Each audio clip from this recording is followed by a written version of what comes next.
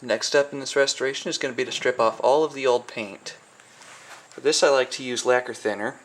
This does extremely well in taking off enamel paints, and with some of this really old stuff it can even turn it to dust in seconds.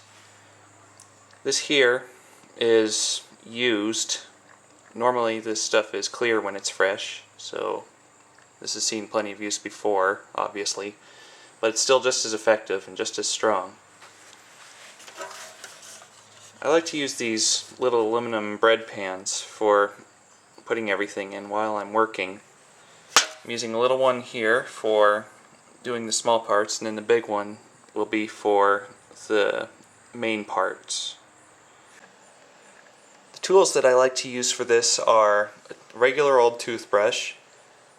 This is made of plastic, but somehow it seems to stand up pretty well to the lacquer thinner. I've used that one before and it's still all in one piece. Then I use these long pliers to grab the parts that are being soaked so I don't get so much on my hands. And then I use this metal turkey baster for filling the bread pans with the lacquer thinner. I found that these cans are terrible for pouring, and I almost always make a huge mess whenever I try, so that's why I use the baster. Just stick it on in there, some out, and pour it on in there. As you can see, this is fresh stuff, so it's nice and clear. This will take a minute to fill the pan. I think one thing I should mention before I start is that lacquer thinner should only be used in an extremely well ventilated place because the odors are harmful.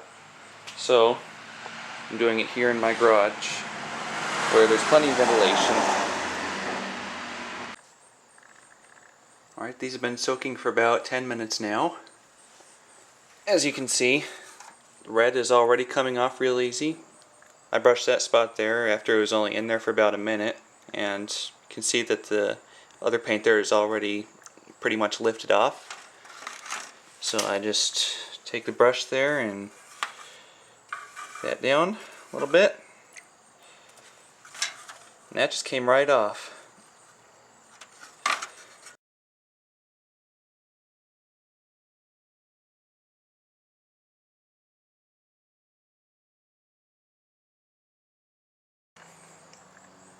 Okay, about 25 minutes with occasional brushings, and that has pretty much taken all the paint off of the soaked area there.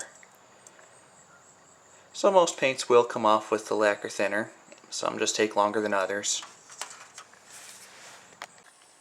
One minor little issue with using these ready-made bread pans is that they may not always be available in the size that you need. This one here is the largest one I could find at the store, and it's still just a little bit too small to fit the entire car body in there, so you have to work with just a little bit at a time. Soak a little bit and then brush that off and then move on to the next section. So I can still get the whole thing done, it'll just take a little bit longer. Now after a good half hour or 45 minutes of soaking and brushing, this passenger car is all stripped and ready for cleaning. After good cleaning with soap and water, we'll be able to get on to the next step, which will be derusting all of the steel parts.